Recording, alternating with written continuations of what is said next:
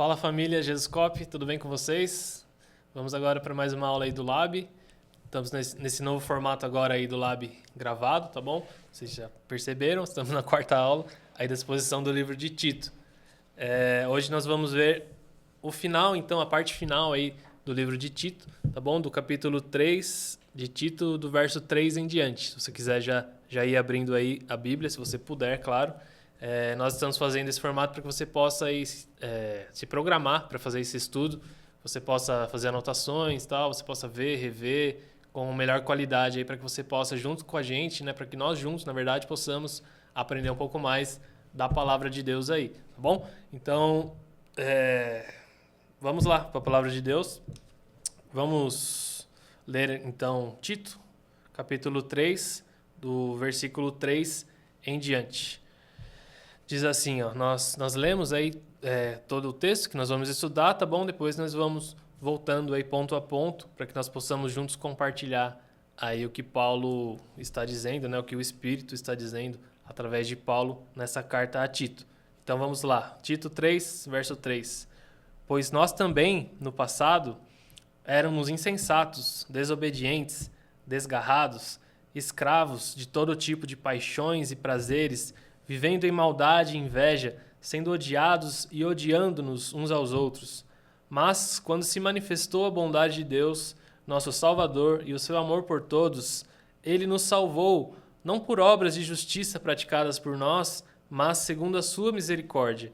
Ele nos salvou mediante o lavar regenerador e renovador do Espírito Santo, que ele derramou sobre nós ricamente, por meio de Jesus Cristo, nosso Salvador, a fim de que, justificados por graça, nos tornemos seus herdeiros, segundo a esperança da vida eterna. Fiel é essa palavra, e quero que você fale ousadamente a respeito dessas coisas, para que os que creem em Deus se empenhem na prática de boas obras. Estas coisas são excelentes e proveitosas para todas as pessoas. Evite discussões tolas, genealogias, controvérsias e debates sobre a lei, porque são inúteis e sem valor. Evite a pessoa que provoca divisões, depois de admoestá-la uma ou duas vezes, pois você sabe que tal pessoa está pervertida, vive pecando e por si mesma está condenada. Quando eu lhe enviar Ártemas ou Tíquico, faça o possível para vir ao meu encontro em Nicópolis. Estou resolvido a passar o inverno ali. Ajude da melhor maneira possível Zenas, o intérprete da lei, e também Apolo, para que não lhes falte nada para a viagem. E quanto aos nossos, que aprendam também a se empenhar na prática de boas obras a favor dos necessitados, para não se tornarem infrutíferos. Todos os que estão comigo mandam saudações a você, dê saudações àqueles que nos amam na fé. A graça esteja com todos vocês. Beleza? Esse é o nosso texto aí de hoje. Vamos orar juntos para que o Espírito conduza esse momento aqui segundo a vontade dele, né? E não a nossa. Feche seus olhos aí se você puder. Pai, nós apresentamos, Pai, mais esse Lab diante de Ti, Senhor. Nós apresentamos as nossas vidas, os nossos corações diante de Ti, Senhor, e pedimos mais uma vez o Teu favor, a Tua graça, a Tua misericórdia sobre nós, Pai, que o Senhor abra os olhos do nosso entendimento, Pai, que o Senhor abra os nossos corações para receber essa palavra, Senhor, que nosso coração seja essa terra fértil, Pai, que possa dar muito fruto dessa palavra, Senhor, que está sendo depositada. Pai, nós te pedimos que o Teu Espírito nos guie nesse momento de estudo, Pai, que o Senhor fale conosco, Pai, através da Tua palavra, Senhor, que o Senhor fale aos nossos corações, que o Senhor transforme os nossos corações, Pai, que o Senhor não permita que eu fale nada segundo a minha vontade, Senhor, mas segundo a Tua vontade somente, Pai, para edificação mútua aqui, Senhor, para que juntos nós possamos compreender um pouco mais a Tua vontade, Pai, e colocar isso em prática juntos, Pai. No nome de Jesus, nós te pedimos, Senhor, e te agradecemos. Amém.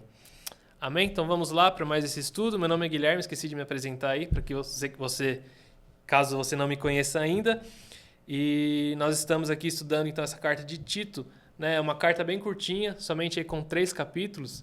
Nós recomendamos que você leia ela toda de uma vez, né? Porque esse é o modo correto de se ler uma carta, né? Você quando recebe uma carta, né, um e-mail, digamos assim, hoje, você não faz sentido você ler um pedaço e aí para no outro dia ler o outro, né? Não, você lê ele por completo. Então pegue aí essa carta de Tito e leia ela corrida, né, de ponta a ponta, para que você possa então ter uma melhor compreensão desse texto. E aí juntos nós estamos vendo aí verso a verso para podermos compreender melhor, né, ponto a ponto, o que Paulo está dizendo aí através do Espírito, instruindo a Tito nessa carta, que é uma carta, como já dissemos também, né, uma carta bem pastoral de Paulo a Tito, buscando instruí-lo no seu modo de se portar e também no modo como ele deveria levantar líderes ali na comunidade local. Né? Ela é uma carta extremamente prática, com instruções diretas de Paulo a Tito, porém Paulo também se fundamenta na doutrina, né? Como sempre ele faz,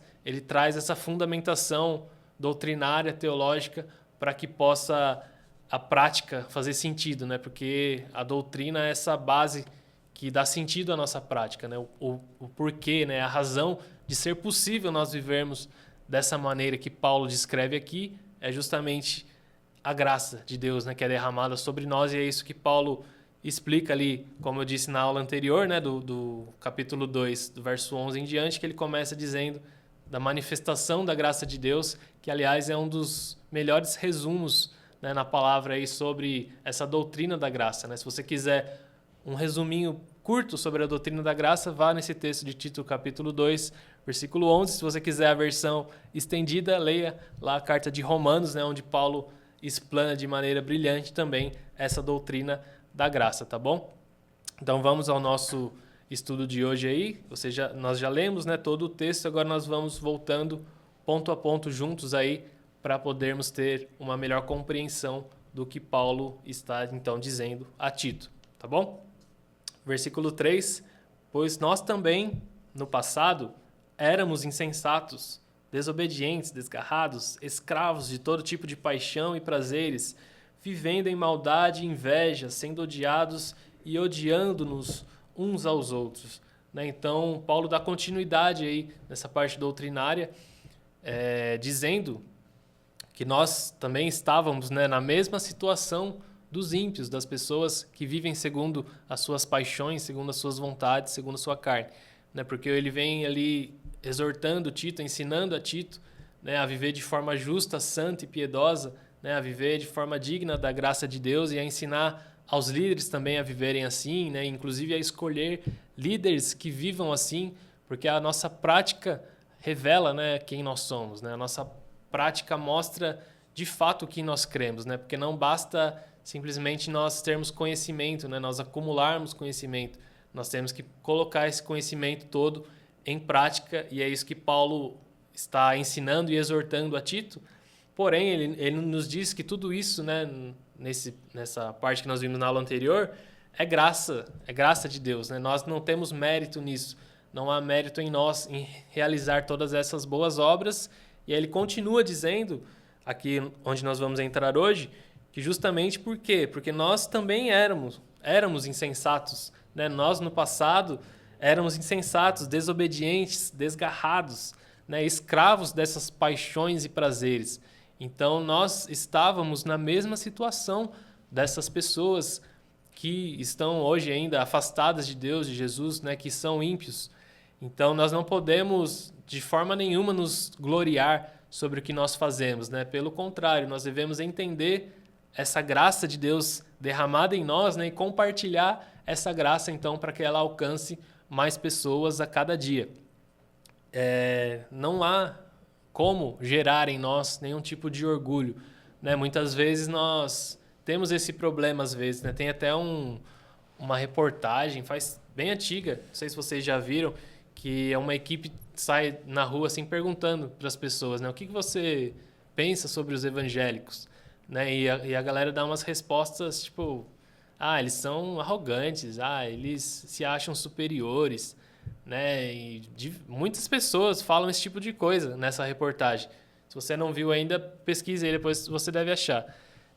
Isso é uma vergonha, né, para a igreja. Não deveria ser assim que nós deveríamos ser vistos, né? Porque o nosso objetivo enquanto igreja não é viver pela palavra, não é copiar Jesus, como a gente sempre fala, né? Não é viver dessa forma santa, justa e piedosa que Paulo estava falando ali no capítulo 2.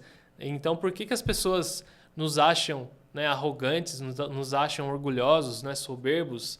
porque nós não estamos praticando. É simples assim, né? Infelizmente, nós temos deixado muitas vezes a prática de lado e não vivendo, né, dessa forma a trazer luz, a trazer Cristo para as pessoas, né? Nós temos envergonhado, né, até de certa forma, o Evangelho. E é isso que Paulo está dizendo aqui, né, nos ensinando a viver pela graça, para que nós não façamos esse tipo de coisa, mas que a nossa prática revele a nossa essência, né, e essa essência seja a manifestação da graça de Deus em nossa vida, né? Nós não podemos nos achar superiores aos outros por algo que nós não temos mérito. É isso que Paulo está dizendo, né?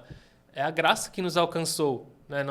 Nós não somos melhores porque estamos nessa posição agora de corpo de Cristo, de igreja, né? De parte da família de Deus, né? Nós simplesmente reconhecemos essa nossa necessidade de salvação e cremos, né? Através do Espírito, para então ser vivificados, né? E poder tomar parte, né? Nessa graça de Jesus e então ser incluídos na família de Deus, tá bom? Então é isso que Paulo continua dizendo, né? Vivam, como ele disse no capítulo 2, vivam dessa forma justa, santa e piedosa, mas se lembrem, ele continua dizendo aqui, que vocês também eram esse tipo de pessoa, né? Então se compadeçam deles, né? Tenham compaixão, tenham misericórdia, tenham empatia com essas pessoas que vivem dessa maneira, porque vocês também viviam, né? Vocês simplesmente foram resgatados, foram transportados desse modo de viver mundano para agora esse modo santo de viver segundo a vontade de Deus, e isso não é mérito de vocês, e sim da graça de Deus. Aí no versículo 4, né, ele coloca esse mas, né? Mas quando se manifestou a bondade de Deus, nosso Salvador, e o seu amor por todos, verso 5, ele nos salvou, não por obras de justiça praticadas por nós, mas segundo a sua misericórdia. Então, Paulo deixa muito claro novamente, né, que não é sobre nós, sobre a nossa bondade, sobre o nosso mérito, mas sim é essa manifestação da bondade de Deus que nos salvou, né, o seu amor para com todos nós.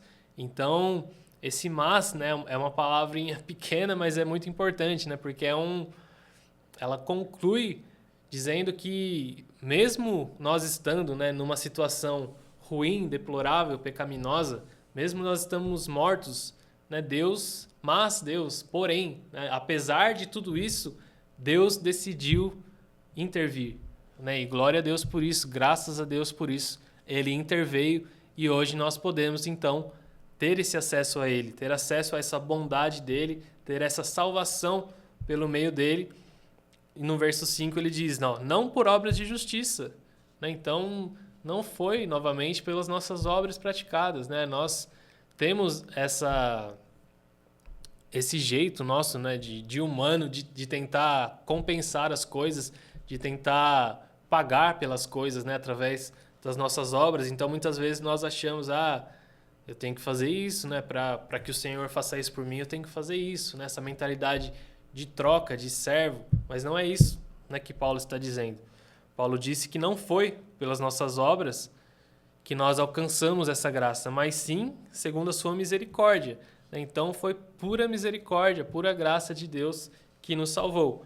E Ele nos salvou, verso 5, parte 2, Ele nos salvou mediante o lavar regenerador e renovador do Espírito Santo.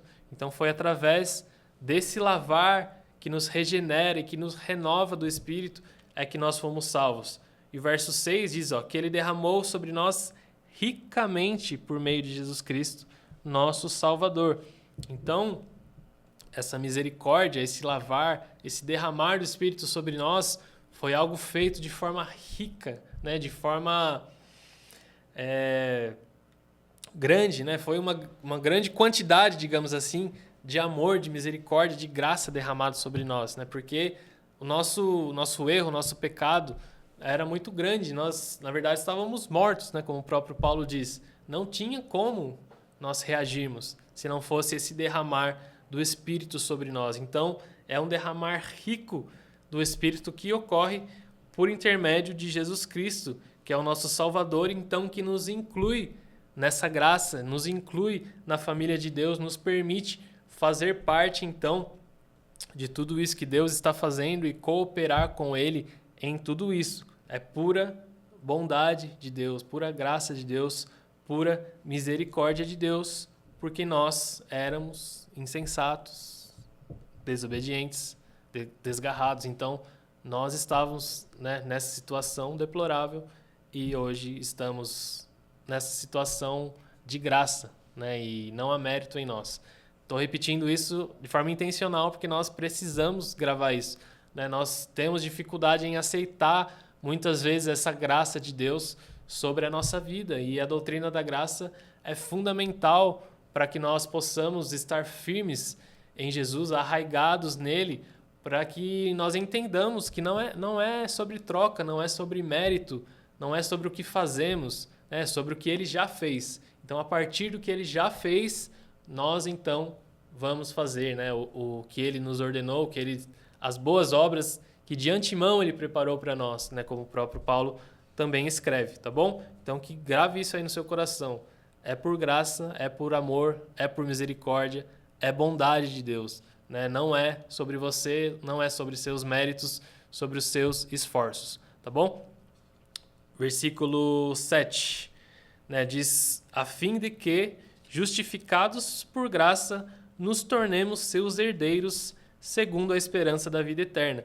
Então ele nos lavou dessa forma rica, né? Ele nos regenerou pelo Espírito, ele nos renovou para que então, a fim de que, justificados por essa graça, nos tornemos seus herdeiros, né? E olha que privilégio que nós temos de nos tornar herdeiros do próprio Deus, co-herdeiros com Cristo, né? Deus não simplesmente interveio em nossa situação, veio, né, nos salvou, nos retirou, por exemplo, de um lugar ruim, e como a parábola lá do bom samaritano, por exemplo, né? Deus não veio lá naquela figura, nos levou, cuidou das nossas feridas, levou-nos para um hotel, cuidou de nós e depois falou: segue a sua vida que eu vou seguir a minha. Não, ele fez tudo isso e ainda nos incluiu na família de Deus, né? Ele nos permite ser herdeiros dele e co-herdeiros com Cristo. Então, olha o privilégio que é isso, de poder ser chamados herdeiros de Deus, né? É incompatível, né? É difícil de compreender realmente, porque é algo muito grande o que Deus fez por nós, né? Não faz sentido na nossa mente esse grande amor, essa grande misericórdia, essa grande graça de Deus sobre nós. Por isso que, vez após vez, né, nós tentamos nos justificar, nós tentamos pagar, né, por essas obras, mas não é isso que Deus deseja, né? Não é isso que Ele quer e não é assim que funciona, né? Porque Ele já realizou, né? Nós vemos lá na parábola do filho pródigo também, o filho tentando, né, quando ele volta para casa, ele tenta se colocar na posição de servo. E o pai simplesmente não aceita, ele fala: você é meu filho, né? Tragam aí a roupa dele, tragam uma sandália, tragam um anel, vamos festejar. Então, nós tentamos sempre, como esse filho pródigo, nos colocar nessa posição de servo, né? Nós tentamos sempre pagar o que Deus fez por nós, né? Tentamos compensar de alguma forma o que Ele nos fez, porém, não é necessário e nem é possível, na verdade. Então, não é isso que Deus quer, Ele simplesmente quer que nós aceitemos a nossa filiação, que nós aceitemos a nossa posição de filhos e passemos, então, a viver como filhos, né? E como filhos nós vamos amadurecendo, né? É como os nossos filhos, né, normais, filhos carnais, humanos, né? Eu tenho um bebezinho lá em casa, vai fazer 2 anos ainda, mas a gente já vai começando a compreender melhor isso, porque nada mais é nossa caminhada com Deus do que esse processo nosso também como filhos, né? Nós, quando nascemos, nós somos completamente dependentes, né? Nós temos essa necessidade de cuidado, né, de ser alimentado, de ser trocado, de todo momento ali, toda a atenção está para nós, né? Senão, como espécie, nós nem sobrevivemos, né? Deixa um bebezinho que acabou de nascer sozinho, vê quanto tempo ele sobrevive, né? Ele provavelmente vai morrer nos primeiros dias. Então, da mesma forma, espiritualmente, né? Quando nós nascemos, nós precisamos de um cuidado mais próximo, mais constante, precisamos ser alimentados, né? Precisamos dessa atenção por mais tempo, mas nós vamos crescendo, né? E é o natural que nós vamos crescendo. Nós não podemos parar numa fase, né? Seria muito estranho se meu filho não se desenvolvesse, se ele não fosse começando a comer coisas mais sólidas, né? Se ele não fosse começando a andar, começando a subir nas coisas, começando a falar, enfim, viver todas as fases, né? Da mesma forma que nós, como filho, os nossos filhos vivem todas essas fases, nós devemos também, enquanto filhos de Deus, né? Enquanto herdeiros, aqui como Paulo diz, também viver todas as fases, né? Nós podemos sim, e nós temos naturalmente esse tempo em que nós precisamos desse cuidado maior, mas nós precisamos amadurecer e precisamos entender a vontade de Deus para nós e entender como nós podemos cooperar com Ele, né? Os nossos filhos, quando são crianças, muitas vezes não fazem nada na casa, né? Porque eles nem sabem, não conseguem, mas nós temos que incentivá-los sempre a fazer, né? Então dá uma coisinha para ele fazer, mesmo que ele não faça bem feito, ensina de novo.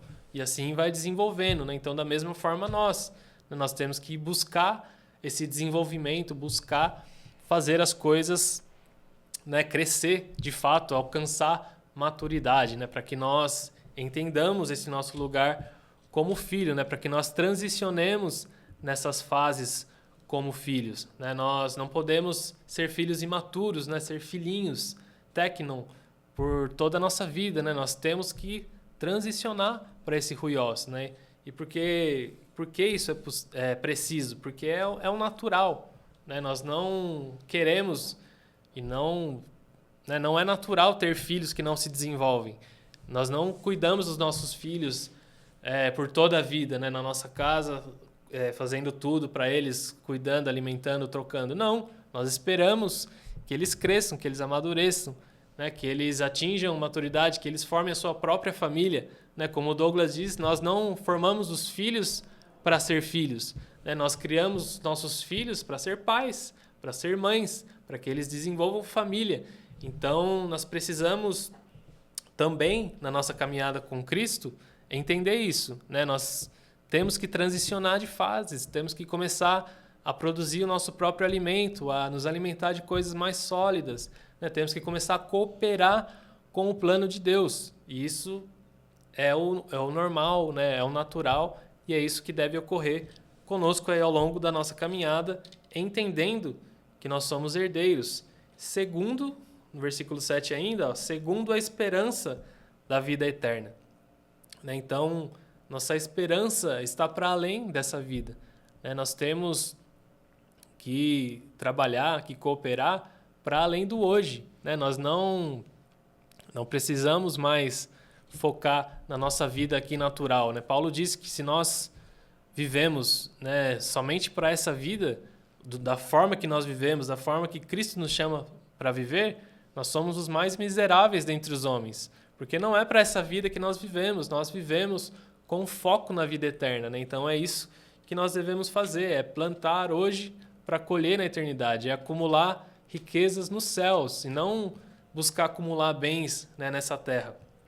É isso que Paulo está dizendo, segundo essa esperança da vida eterna, né? Usando a analogia que eu fiz do filho, da mesma forma, quando o seu filho chega numa certa idade, né, ele começa por mais que ele entendeu o seu papel de filho, ele atingiu uma certa maturidade, ele começou a cooperar com você na sua casa, a te ajudar, a fazer as tarefas, né? Uma hora ele vai querer formar a família dele, né? E nós podemos usar essa formação de família como a eternidade, né? Ele vai começar a focar mais nessa formação da família dele do que na sua família, né? Nos seus pais.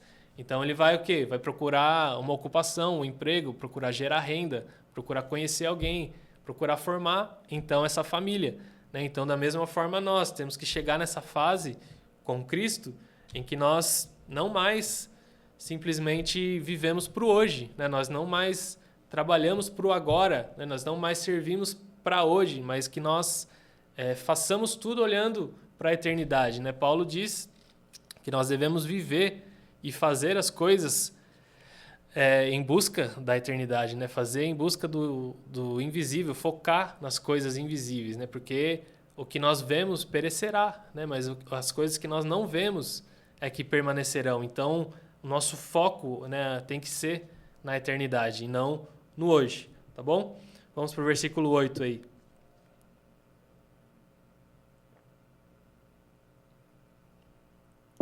Ó, versículo 8. Paulo diz: fiel é esta palavra, e quero que você fale ousadamente a respeito dessas coisas, para que os que creem em Deus se empenhem na prática das boas obras. Essas coisas são excelentes e proveitosas para todas as pessoas.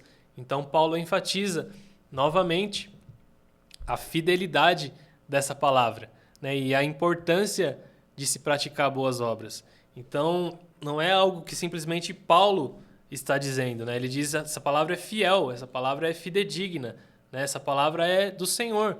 Então, que isso seja feito, né, de forma fidedigna, de forma fiel, que as pessoas entendam que isso é algo importante, que elas devem se empenhar nessa prática das boas obras, né? Que elas devem se envolver realmente com isso e que isso é excelente, isso é proveitoso, né? Então, que nós foquemos nessas coisas que são excelentes, que são proveitosas, né? Nós não devemos mais estar focados na nossa vontade, né? Como nós já falamos, não devemos mais focar no nosso eu, mas sim no nosso, né? No corpo. Então, é isso que Paulo está dizendo. Fale ousadamente a respeito dessas coisas, né? Não tenha medo de compartilhar sobre isso, né? Muitas vezes nós deixamos de falar também sobre isso, sobre a prática das boas obras, justamente por essas confusões que há em relação à salvação, né? Mas não, nós precisamos falar de forma ousada, né? Falar que deve sim ser realizado boas obras, não para alcançar salvação, mas porque já se alcançou a salvação, né? Então, Cristo nos salvou justamente, como nós já vimos, para essa prática das boas obras. Então, nós devemos sempre manter isso em mente, a importância de viver assim como Cristo viveu, como Ele nos instrui a viver, como toda a sua palavra, todo o Evangelho nos mostra que nós devemos viver. Porque essas coisas, sim, são excelentes e proveitosas. Essas coisas trazem proveito para nós, essas coisas são excelentes. Então, essa é a nossa forma como cristãos de vivermos, né? Trazendo à tona todas essas boas obras que Paulo deixou listada, vivendo então, entendendo essa graça, entendendo que fomos alcançados pela graça, né, que não foi mérito, como já repeti várias vezes, entendendo que fomos incluídos nessa família de Deus, entendendo que Ele nos justificou, entendendo que nós somos herdeiros, né, que nós podemos sim cooperar com o que Deus está fazendo agora e colocando isso em prática, porque isso sim é excelente, isso é proveitoso e esse é o modo que nós, enquanto cristãos, devemos viver. Aí no versículo 9 agora, Paulo diz assim, ó, evite discussões tolas, genealogias, controvérsias e debates sobre a lei, porque são inúteis e sem valor. Então ele diz, primeiro, o como nós devemos viver, e aí na sequência agora ele diz o que nós devemos evitar, né? Então, evite discussões tolas, genealogias, controvérsias, né? Quantas vezes nós acabamos nos envolvendo nessas discussões tolas, né? Mesmo entre nós, entre cristãos, né? Na igreja, entre igrejas, enfim, coisas que são muitas vezes, na maioria das vezes, coisas secundárias, que não fazem tanta diferença do ponto de vista da nossa vida cristã, da nossa salvação, mesmo do ponto de vista teológico, são coisas secundárias, como o próprio nome diz, né? Não são coisas principais, primárias.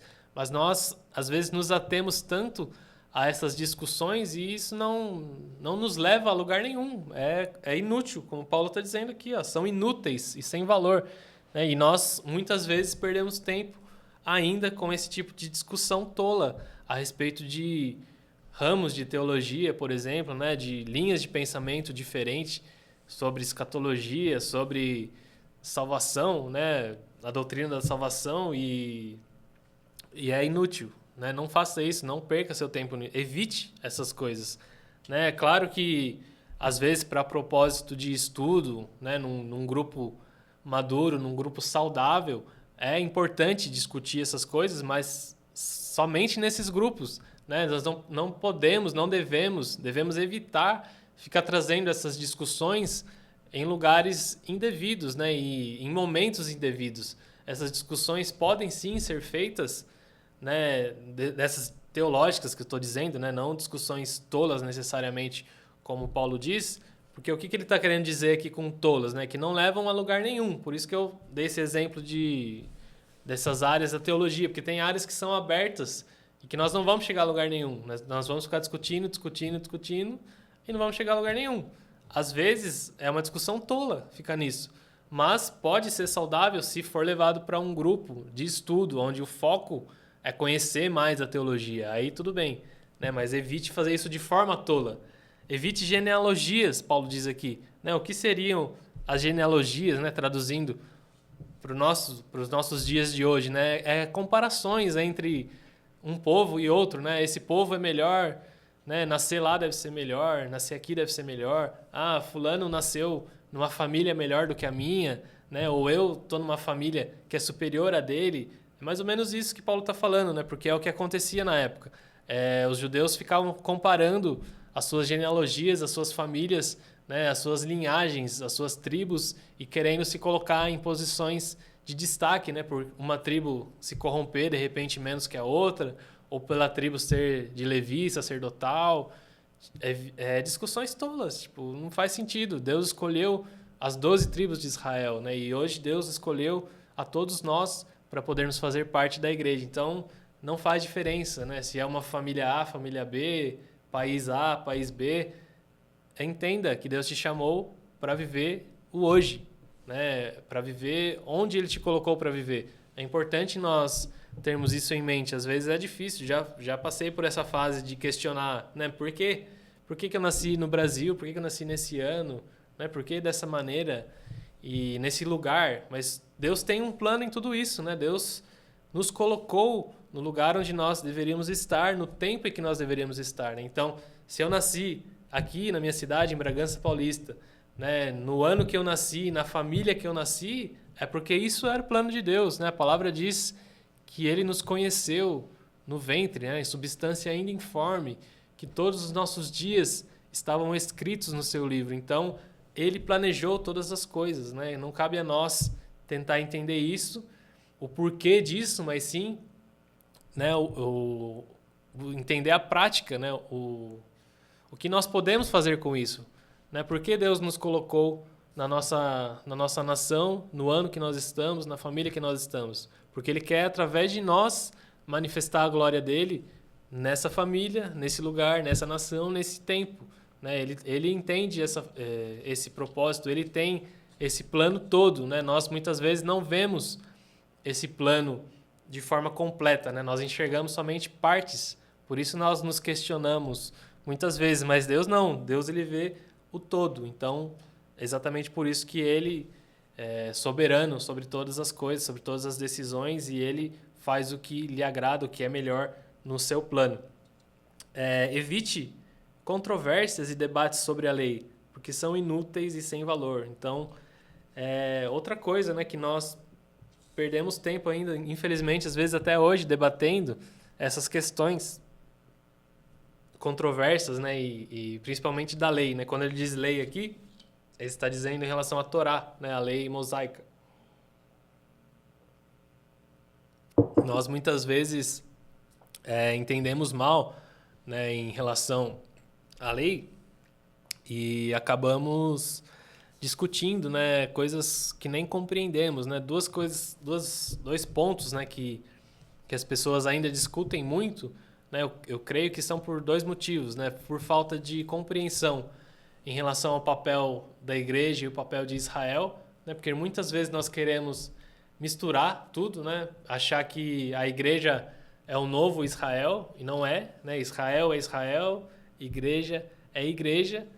Embora Deus tenha unido os dois povos em um só, Deus tem o seu plano específico, particular para a nação de Israel, né? Deus não anulou as suas promessas para Israel. Deus nos incluiu nessas promessas, né? Mas tem uma parte que é peculiar deles. Então, muitas vezes, nós não compreendemos bem esses limites e acabamos discutindo essas coisas, né, que não fazem sentido, que os apóstolos já discutiram, que concílios da igreja já discutiram e já foi definido qual é o papel dos gentios, digamos assim, né, que somos nós, e qual é o papel para os judeus. Então, há muitas coisas da aliança que são dos judeus, que não são para nós como igreja, né, mas nós temos essa dificuldade de compreensão às vezes. E outro ponto em relação a isso é que não entender, né, a subjetividade de alguns pontos. Eu gosto muito do capítulo 14 da carta de Romanos, onde Paulo fala justamente sobre isso. Para uma coisa pode ser lícita, para outro não. Tudo é dependente da fé daquela pessoa, né? Então, muitas vezes nós ignoramos esse texto de Paulo, né, esse ensinamento em relação a coisas que podem ser interpretadas de maneiras diferentes, né? Paulo cita lá, por exemplo, de comer carne, de guardar dias, né? Um dia mais sagrado que outro. E, enfim, nós acabamos muitas vezes caindo ainda nessas discussões, sendo que nós temos lá o capítulo 14 de Romanos para ler e entender, né? Que para o meu irmão, talvez guardar um dia, ele está glorificando o nome de Deus guardando aquele dia, né? Mesmo que eu não guarde. Ou para o meu irmão que come carne, ele glorifica a Deus comendo carne. Eu, que não quero comer, glorifico a Deus não comendo. Porque o que glorifica a Deus não é simplesmente a ação, mas sim o coração, né? É a nossa motivação que traz a glória a Deus. Então, se eu estou fazendo algo para a glória de Deus e uma outra pessoa não está fazendo a mesma coisa, mas é para a glória de Deus, Deus é glorificado nos dois casos, né? Então, nós muitas vezes tentamos excluir, tentamos forçar, digamos assim, a nossa vontade, a nossa narrativa sobre a das outras pessoas e achar que nós temos esse poder de imposição ou que é simples assim, né? É ou não é, né? Mas tem alguns pontos, embora sejam poucos, que há essa maleabilidade aí entre a pessoa crer de uma forma ou crer de outra, e tudo bem, nós devemos respeitar isso e conviver de forma sábia com tudo isso, tá bom? No versículo 10 agora, ó, terminamos o 9, né? Evite essas discussões porque são inúteis e sem valor. Versículo 10.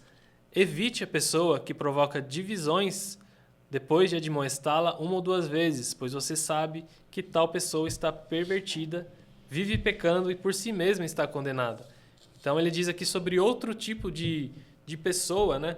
Primeiro ele fala no verso 9 sobre as discussões, né? Sobre conversas tolas, e agora ele vai falar sobre pessoas que provocam divisões, né? Então é uma outra categoria, né? Essas pessoas que são facciosas, né? Que se intentam contra a Igreja de Cristo, que querem dividir a Igreja de Cristo, né? Com suas ideias, que nesse caso não são coisas secundárias, né? Mas sim coisas que são principais, né? Para a Igreja, para o Evangelho, para a Palavra de Deus, e que a pessoa está causando, está provocando divisões. Então, o que Paulo nos aconselha a fazer com esse tipo de pessoa? Admoestá-la uma ou duas vezes, né? Fale para a pessoa, fala, ó, você está equivocado nisso que você está pensando, né? Não é bem assim, a palavra não diz isso. Não é sobre ter opinião, sabe? Às vezes nós temos esse problema ainda das pessoas falarem muito eu acho, né? Ah, não, mas eu acho que é assim. Não, mas eu acho que é assado. Né? E com a palavra de Deus não é assim que funciona, não é eu acho, né? Está escrito, está escrito isso. Então, se a pessoa vier com esse tipo de conversa provocando divisões, o nosso papel é dizer isso para ela, não é dizer eu acho, né? É dizer está escrito. Olha o que a palavra diz sobre isso, né? Você está equivocado nesse seu pensamento, então é preciso que você se arrependa, que você peça perdão, que você retorne. Faça isso uma ou duas vezes, Paulo diz. Né? Então, se nós continuarmos a fazer isso, será inútil. Então, é uma ou duas vezes e deixa a pessoa, né? Deixa o Espírito trabalhar no coração da pessoa, deixa a pessoa se quebrantar perante Deus e então retornar. Né? Porque se ela não fizer isso, Paulo diz, ó, você sabe que tal pessoa está pervertida, vive pecando e por si mesma está condenada. Então, se depois de admoestada a pessoa não se quebranta, né, não busca arrependimento, não busca se reconciliar com Deus e com a igreja, ela está nessa situação de perversão, né? Ela está por si mesma condenada, né? E por que por si mesma? Porque ela não está se arrependendo, né? Não está querendo dar lugar ao Espírito, né? Dar lugar ao Espírito para que seja gerado esse arrependimento no coração dela, para que ela se volte. Ela não está querendo ouvir, né, a família, não está querendo ouvir a igreja de Cristo, né? Não está dando ouvidos às pessoas, não está dando ouvido à palavra de Deus, na realidade, né? Porque o nosso papel é apontar para a palavra. Então, a partir do momento que a pessoa está nessa situação, ela mesma se condena, né? Porque ela não buscou no Espírito esse quebrantamento. Versículo 11 diz: quando eu lhe enviar Ártemas ou Tíquico, faça o possível para vir ao meu encontro em Nicópolis, estou resolvido a passar o inverno ali. 12. Ajude da melhor maneira possível Zenas, o intérprete da lei, e também Apolo, para que não lhes falte nada para a viagem. Então aqui Paulo está dando instruções mais que eram diretas ali para Tito, né, para aquela época, que era para ele ir ao encontro de Paulo e que Paulo ia passar o inverno lá, e também para ele ajudar Zenas e Apolo, né? E é engraçado que Paulo cita Zenas, o intérprete da lei, né? Então, Zenas provavelmente era um escriba, né? Era alguém que era mestre entre os judeus e também se converteu. E Apolo era um grande pregador, né? Também muito eloquente ali, companheiro de Paulo em algumas viagens. Então, Paulo diz aqui diretamente, né, para Tito fazer essas preparações e para que ele também faça o seu papel, né, nesse envio. Então é algo que também nós podemos aprender aqui, embora seja uma instrução direta para Tito, é aprender a fazer a nosso papel, né, ajudar, como ele diz aqui, ó, ajude da melhor maneira possível a Zenas e a Apolo, para que não lhes falte nada para a viagem. Então, quando nós tivermos esse tipo de situação entre nós, enquanto igreja, né, que a igreja está enviando alguém, nós temos que fazer o possível para ajudar, né, para que não falte nada. Isso é uma instrução bem prática de Paulo, né? Lembrando que é a igreja enviando, né? Não é a pessoa se enviando e depois buscando ajuda da igreja, né? Tem que ser algo que a igreja concordou, que a igreja se levantou para fazer, então a igreja provisiona, né, os recursos necessários para essa pessoa, para ajudá-la na viagem. Versículo 13. Quanto aos nossos, que aprendam também a se empenhar na prática de boas obras e a favor dos necessitados, para que não se tornem infrutíferos. Então Paulo expande, né, tudo que ele está dizendo a Tito, ele expande para todos os irmãos ali da igreja, né? Ele está dando instruções bem claras a Tito sobre o que ele deve fazer, como ele deve fazer, mas ele agora fala, ó, quanto aos nossos, que aprendam também a se empenhar na prática de boas obras e a favor dos necessitados, para que não se tornem frutíferos. Então, Paulo diz, ó, tudo isso que eu estou te falando, passe para a igreja aí em Creta, né? Ensine aos irmãos a viver também dessa forma, para que eles não sejam infrutíferos, né? Para que os frutos deles sejam vistos por toda a comunidade, por todos os de dentro e os de fora da igreja, né? Para que Deus seja glorificado em tudo isso. Então, nós vemos claramente aqui que essas instruções, como o Léo até citou, não sei se foi na primeira ou na segunda aula, essas instruções não são somente para líderes, né? Não é somente para Tito, não é somente para os líderes que estavam sendo levantados. Essas instruções são para todos, né? Todos da igreja, todos da comunidade ali de Creta e todos nós que somos parte da igreja, que também recebemos essa carta hoje em nossas mãos, né? Estamos lendo ela juntos, tá bom? Então, tudo isso que Paulo diz a Tito se aplica a todos nós, né? Então que nós possamos meditar mais nessas palavras, né? Ler novamente aí, para que nós possamos aplicar isso na nossa vida, né? Que não seja simplesmente algo teórico, né? Como eu já disse, mas que se torne prática em nós. E verso 14, ele diz: todos os que estão comigo mandam saudações a você, dê saudações àqueles que nos amam na fé, a graça esteja com todos. Na verdade, aqui é o 15 já. Tá bom? O 14 é o anterior, que ele diz que eles se aprendam a empenhar na prática das boas obras. E o 15, ele finaliza o capítulo, então, dizendo: todos que estão comigo mandam saudações a você, dê saudações àqueles que nos amam na fé, e a graça esteja com todos vocês. Então, aqui é saudações clássicas de Paulo, né? As pessoas que ele escreve a carta, e sempre terminando com a graça de Deus sobre todas as pessoas. Tá bom? Então chegamos ao fim aqui desse capítulo 3 da carta de Tito.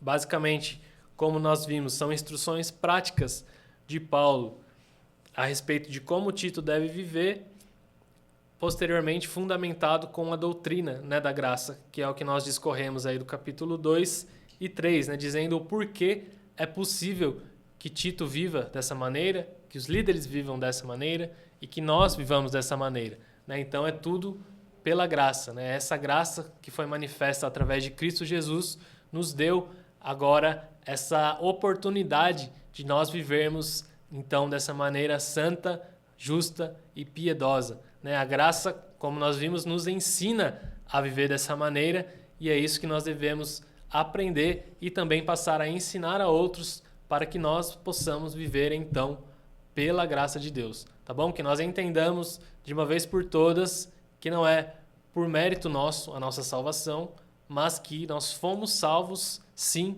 para as boas obras, e que é isso que o Senhor espera de nós, que nós vivamos para as boas obras, que nós vivamos como Ele viveu, e que nós possamos mostrar Cristo, né? Mostrar Jesus ao mundo todo pela forma como nós vivemos e colocamos em prática a palavra em todas as áreas da nossa vida, né? Sem mais fazer distinções entre secular e sagrado, mas vivendo de forma sagrada, de forma santa, onde quer que nós estejamos, né? Em todos os nossos momentos, em todos os nossos dias, em todas as nossas decisões, tá bom? Então que nós possamos realmente aplicar isso.